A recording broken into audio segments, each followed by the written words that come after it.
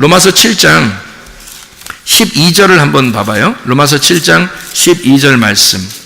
뭐라고 되어 있냐면 이렇게 되어 있습니다. 이로 보건대 율법은 거룩하고 계명도 거룩하고 의로우며 선하도다 이렇게 되어 있습니다. 율법은 선한 겁니다. 마치 소낙비가 내리듯이, 단비가 내리듯이 비를 맞는 것과 같이 아주 선한 거예요. 율법 자체는 아주 선한 거란 말입니다.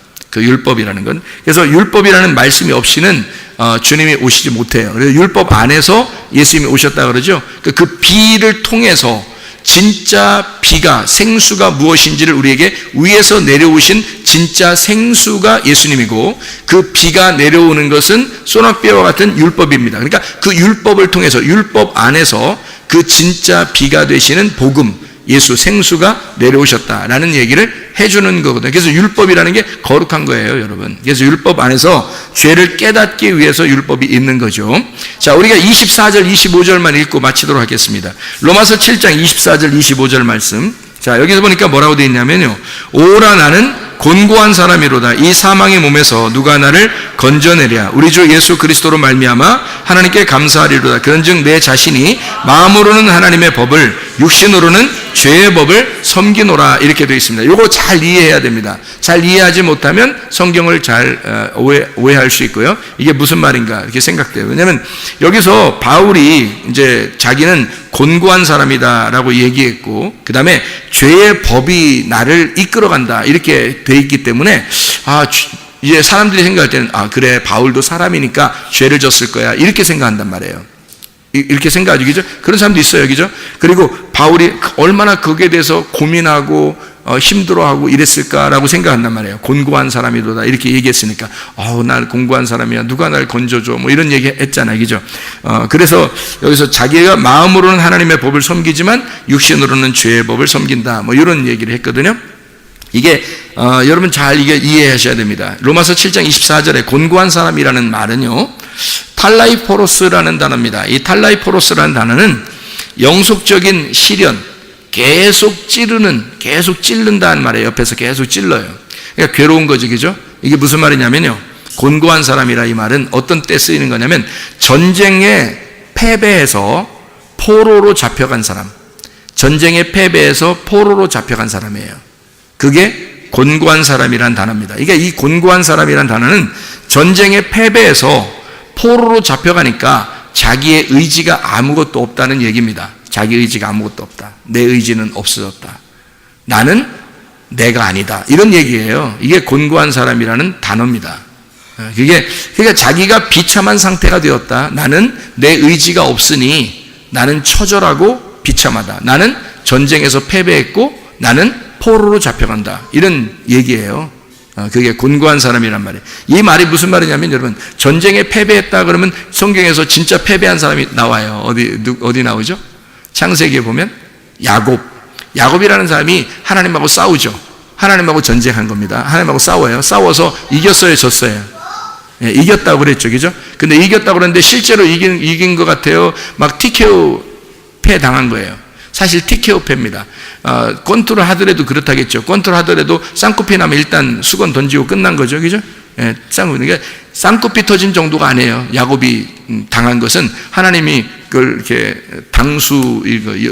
이게 당수 같은 거 하나님이, 그래서 싸우다가 이렇게 이게 자꾸 이제 막 안 노니까 한 방의 당수에 그냥 이게 다 꺾여 나갔다 그랬죠.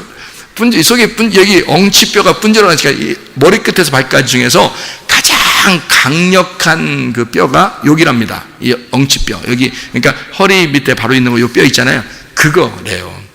가장 강한 그 두꺼운 그 뼈가요. 그거를 뼈 치셨으니 여러분 생각해보세요, 이거. 나중까지 죽을 때까지 사는데, 그때 당시에 정형외과도 없고, 진짜. 그거 어떻게 사냐면, 지팡이 짚고서요, 쩔룩쩔룩 하면서 그 보통 쩔룩쩔룩 거렸겠어요? 이게? 그때는 수술이 안 되니까요. 그냥 이게 뭐 나섰더라. 그때 그다음부터는 한 이틀 됐더니 뼈가 붙어서 그냥 이렇게 막 걸어 다녔더라. 이런 얘기 없잖아요, 성경에. 항상 힘들었다. 지팡이 들고 다녔다. 내가 인생 참 힘들게 살았습니다. 막 이렇게 고백하고 그러잖아요, 야곱이, 그죠?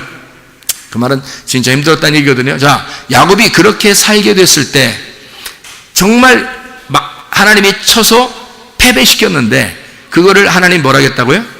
승리했다라고 얘기하잖아요. 그죠? 너 이겼다. 그래놓고 이름이 바뀌었어요. 어떻게? 야곱이 이스라엘로 바뀌었잖아요. 그러면 바울이 여기 곤고한 사람이라, 나는 곤고한 사람이라는 말은 전쟁에서 패배해서 포로로 잡혔고 나는 비참하고 처절한 사람이다 라는 얘기는 무슨 얘기일까요? 반대로 말하면 나는 승리한 사람이다 라는 말이죠. 그죠? 나는 승리한 사람이다. 내가 전쟁에 패배했기 때문에 나는 승리한 사람이다. 야곱이 하나님에게 패배했기 때문에 그는 이긴 자가 되었고 이스라엘이 되었다. 자, 하나님하고 싸워서 여러분 이기면 돼, 안 돼? 안 돼. 하나님하고 싸우면 다 져야 되는 거야. 여기 곤고한 사람이라는 말은 하나님하고 싸워서 하나님의 포로가 됐다는 얘기예요. 하나님하고 전쟁에서 완전히 패배했다는 말이야. 그러니 반대로 말하면 우리는 이스라엘이 되었다. 바울은 이스라엘이 되었다. 이긴 자가 되었다. 승리자가 되었다. 자, 그런데 어떤 승리자예요? 패배한 승리자야. 무슨 말인지 알겠죠? 그냥 승리자가 아니라 패배를 경험한 승리자. 진짜 하나님으로부터 죽임당한 승리자란 말이에요. 그게 곤고한 사람이라는 이 해석입니다. 이거 잘 이해하셔야 돼요. 그래야지 이게 이해가 되지. 그냥 바울이 힘들었는가 봐 사는 게 이런 거 아니에요. 그런 말 아니라고. 이게 잘 이해하셔야 돼. 이게. 근데 그게 그냥 근데 몰라. 이걸 이렇게 저처럼 또 이해하지 못하는 사람들은 이런 얘기를 제가 지금 이런 이야기를 할 때 다른 사람들은 이렇게 해석이 안 되면 그렇게도 해석이 되나? 진짜일까? 좀 저 목사님 좀 이상하게 해석한 거 아닌가? 이렇게 생각하는 사람이 있을지도 몰라요. 그러나 제가 여러분들 분명히 말합니다. 이 해석이 정확합니다.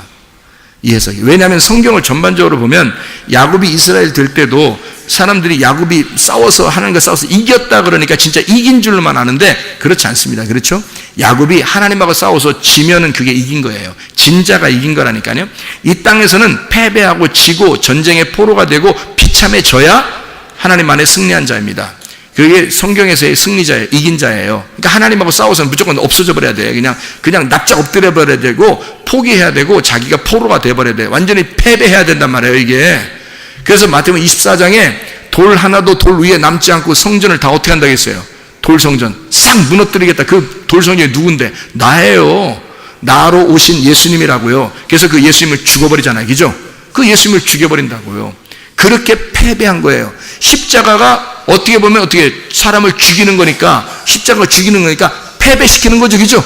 근데 예수님 어떻게 했어요? 그 십자가가 자기를 죽여라. 그래, 죽여라 해서 패배당한 사람들은 밑에서 야, 우리가 예수를 죽였다 드디어. 그러니까 자기들이 승리한 줄 알았지만 예수의 십자가는 자기가 패배한 것 같았지만 예수님의 십자가는 뭐예요? 승리의 십자가가 됐단 말이에요. 패배한 승리자. 세상 사람들이 말하는 패배자인데 승리자가 됐단 말이지. 야곱은 세상에서 볼 때는 다리 쩔룩쩔룩거리고 형편없는 사람이 됐지만 하나님 안에서는 승리자가 됐단 말이에요. 바울도 스스로 곤고한 자가 되었다. 어떻게? 하나님으로부터 패배한 자. 전쟁의 포로가 되고 전쟁에 끌려가는 자. 그래서 비참하고 자기 처절해서 자기 생각이 없는 자. 자기 생각이 없고 아무 의지가 없는 그런 비참한 바울. 나는 곤고한 사람이다. 드디어 나는 하나님 안에서 이긴 자가 되었다. 나는 주님의 생각만 하고 살게 되었다. 뭐 이런 말이 얘기죠. 그죠? 자기 생각이 이제 없어진 거예요. 하나님 생각만 하면 살게 되었다. 곤고한 사람. 그러니까 막 이걸 한국말을 보면서 바울도 힘들었는가 봐. 그거 아니에요. 힘들긴 뭘 힘들어요. 구원받아 진짜 주님을 따라가는 사람, 주님의 일을 달려갈 길을 다 달려가고 주님과 함께 막 동행하는 사람이 힘든 게 뭐가 있겠어? 솔직히 생각해 보세요. 주님과 함께 있는 천국이죠. 행복하죠. 고통받고 힘든 건 이 땅에서 사람들이 자기를 괴롭히는 게 괴로운 거지, 하나님 안에서 괴로운 건 없는 거예요. 하나님의 마음으로 괴로운 건 없는 거예요. 평안한 거죠. 행복하죠. 천국이죠. 주님과 함께 동행하고 있으니까. 이해가 되겠습니까? 무슨 말인가? 이 말이. 자, 그래서 25절에 보니까 육신으로는, 육신은 사르크스입니다. 이게 이 땅의 내 육신을 말하는 거고요. 육신으로는 죄의 법을 섬긴다는 말입니다. 이게 무슨 말이냐면 육신이 율법의 울타리 안에서 살게 되었다 이 말이에요. 나의 육신은 율법이라는 울타리가 없으면 우리는 자꾸 방종하잖아요. 율법의 울타리에서 벗어나게 된단 말이에요. 그러니까 지 마음대로 살아간다고. 그래서 바울은 어떻게, 자기가 예수의 포로가 됐으니까 내 육신을 어디다 묶어놔야 돼? 율법이라는 울타리에다 묶어놔야 돼. 그래서 죄의 법, 이것 죄의 법으로 내 육신이 그 죄의 법을 섬겨야 된다는 거예요. 율법으로 매어놔야 된다. 다시 말하면 율법의 울타리 안에서 내가 살아간다, 그 말이고요. 이 말은 율법의 울타리가 육신을 살게 한다라는 말이고, 이 말은 가정과 교회와 또 성경의 말씀이, 예배가, 기도가, 헌신과 봉사가, 찬양과 선교가, 구제가 이런 울타리를 쳐서 나를 이 울타리에서 전쟁에 패한 승리자를 그 안에서 살아가게 만든다, 이 말이에요. 그러니까 이게 하나님께서 우리를 울타리를 이렇게 쳐준 거예요. 교회라는 울타리를 쳐주죠. 하나님 말씀이라는 이 울타리를 쳐줍니다. 성경이라는 울타리. 이게 율법이에요. 성경 자체가 우리를 구원하는 거 아니죠. 이해갑니까? 이 속에 있는 복음이 나를 구원하는 겁니다. 근데 이 성경이 왜 필요하냐? 이건 울타리이기 때문에 그렇습니다. 우리의 울타리, 이게 율법이라는 거예요. 육신은 이것을 읽고 이것을 듣고 살게 돼 있단 말이에요. 육신은 이 울타리를 벗어나서 살 수가 없다, 그 얘기예요.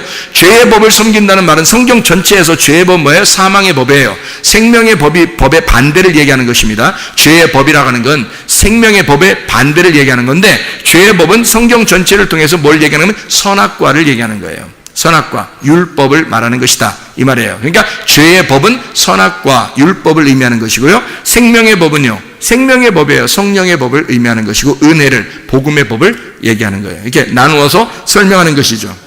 자, 그러니까 전쟁에 패한 승리자를 율법 안에서 그 울타리에서 벗어나지 못하도록 죄의 법이라는 말이 죄를 짓게 하는 법이 아니에요. 잘 들어야 돼요. 이거 이해 못하는 사람들 꽤 있습니다. 이 지도자들 중에서도요. 이해 못하는 꽤 있어요. 그래서 바울이 육신을 살 때는 죄를 짓고 살았다, 이렇게 생각하는 사람이 굉장히 많아요. 사람이니까 그럴 수 있었다. 그러나 마음은 하나님을 섬기고 있었다, 뭐 이런 얘기하는 사람들도 꽤 있습니다. 그렇지 않아요. 죄를 짓게 하는 법이 아니란 말이에요. 이게 선악과 그리고 율법이라는 것은 죄를 짓게 하는 법이 아니라 생명의 법하고 반대, 상대적으로 쓰기 때문에 이 죄를 깨닫게 하는 법이란 말이에요. 육신 안에서 이 죄의 법을 산다는 얘기는 이 죄의 법을 통해서, 이 성경을 통해서 내가 육신으로 사는 것은 이 죄의 법이 나를 죄를 깨닫게 한다. 나의 죄를 깨닫게 하면서 내가 살아간다. 이 울타리를 쳐서 그 안에서만 살아가도록 만든다라는 말입니다. 이 말이요. 마음으로는 뭘 섬겨요? 마음으로는 누스입니다. 이 마음으로는 누스, 하나님의 마음을 의미하는 거고요. 이게 하나님의 법을 섬긴다. 하나님의 마음, 이 마음으로는 하나님의 법을 섬긴다, 이 말인데, 마음은 생명의 성령의 법을 통해서 살아간다. 생명의 성령의 법으로 살아간다. 율법 안에서, 다시 말하면 이 율법 안에서 복음으로 살아가게 된다, 이 말이고요. 죄의 법 안에서 나는 육신으로는 죄의 법을 섬기지만 마음으로는 하나님의 마음 안에서 생명의 성령의 법으로 살아간다. 율법 안에서 복음을 알게 되고 그 복음으로 살아간다. 율법을 먼저 알게 됐지만 이 먼저 안 율법을 알게 되고 그 안에서 복음을 발견해 예수로 살아가게 된다, 이 말입니다. 이게 25절의 말씀이에요. 율법 안에서 오신 예수가 누구인지를 발견했다. 그 보화, 감추어진 그 보화를, 율법이라는 그 죄의 법 안에 있는 그 생명의 법이 무엇인지를 발견해서 육신으로는 죄의 법을 보고 있었는데 마음으로는 그 성령의 법이라는 속에 있는 이 말씀을 깨닫게 되어 이 예수 그리스도가 누구인지를, 복음이 무엇인지를 알게 되었다. 그 안에서 살게 되었다. 그래서 이 말은 죄의 법 그리고 하나님의 법, 이 말은요 두 가지가 합해서 율법 안에서 우리는 복음으로 살아간다. 하나님의 성경 안에서 우리는 복음이라는 예수를 발견하여 살아간다. 우리는 예수로 살아간다. 그래서 섬긴다라고 되어 있는데 이 섬긴다는 말이 둘료오입니다. 둘료오라는 말은 예속되었다. 내가 속했다는 말이고 속박됐다는 얘기입니다. 자, 둘로스, 종, 노예에서 나온 단어인데요. 이게 데스모테리온이란 동굴, 감옥에서 나온 구속하는 곳, 이렇게 딱 가둬놓는 그런 의미입니다. 옛날 감옥처럼. 데스몬, 끈으로 묶어, 끈, 올가미입니다. 올가미로 딱 묶어서 쇠사슬, 족쇄를 채웠다, 이런 의미에서 나온 단어고요. 데오, 이게 묶다, 동이다 에서 나온 거예요. 자, 보세요. 그러면 섬긴다는 이 둘료라는 단어는요 뭔가 나를 묶어놓고 산다는 얘기예요. 바울이 이렇게 얘기하는 것은 자기 육신은 율법이라는 죄의 법이 자기를 묶어서 산다는 얘기예요. 그래서 자기는 그걸 섬긴다. 그러니까 그걸, 이 율법이라는 걸 육신은 따라간다는 얘기예요. 여러분, 교회 오늘 저녁 예배 이렇게 나오셨죠? 나와서 예배를 드립니다. 자, 육신이 어떻게 된 건가요? 율법에 매여 나온 겁니다. 그죠? 율법에 매여서 나온 거예요. 이게 이렇게 섬기는 거예요. 나쁜 일 한 겁니까? 이게 율법이라는 게 막 죄의 법, 그러니까 막 몸이 막 나쁜 짓 하고 뭐 이렇게 살아갈 수도 있어. 인간이니까 육신적으로 살아가는 거야. 뭐 이런 거예요, 이게? 아니에요. 율법이라는 그 울타리를, 교회라는 울타리를 쳐줬고, 여러분에게 가정이라는 울타리를 쳐줬고, 성경 말씀이라는 울타리를 쳐놓은 거예요. 기도, 예배, 찬양, 이런 울타리를 쳐놓은 거예요. 구제, 선교, 감사, 울타리를 쫙 쳐놓은 거죠. 그 안에서 육신이 따라가는 겁니다. 그걸 섬기는 거예요. 묶여 있는 겁니다, 거기에. 우리는 여기에 묶여 있잖아요. 그런데 그거로 우리가 구원받는다? 그건 아니죠. 그건 죄의 법이잖아요. 그건 육신을 묶어내는 거고, 묶어서 섬기라고 하는 거고요. 육신은 그거 아니면 방종하니까 그 울타리를 막 벗어나서 내 마음대로 뭐 그냥 컴퓨터나 하고 게임이나 하고 놀고 막 그렇게 살면 육신이 어떻게 망가져 버립니다. 방종하니까. 진정한 자유가 아니니까. 그냥 율법이 딱 나를 감싸고 그 안에 우리가 왔어요. 교회로 왔어요. 이렇게 말씀을 들어요. 이 성경 말씀을 이렇게 듣는데 그 안에 뭐가 발견돼요? 예, 마음에서 하나님의 법이 발견되는 거예요. 복음이 발견되는 거예요. 예수가 발견되는 거예요. 그 율법 안에서 복음이 발견돼서 그 복음이 나를 구원하고 복음으로 내가 살아간다는 말입니다. 이 말씀이에요. 그러니까 할례 받기 전과 할례 받은 이후는 전혀 다르죠. 아브람으로 살 거냐, 아브라함으로 살 거냐. 네가 하나님의 말씀을 깨닫기 전으로 살 거냐, 하나님의 말씀을 깨닫고 그 말씀 안에 있는 복음으로 살 거냐.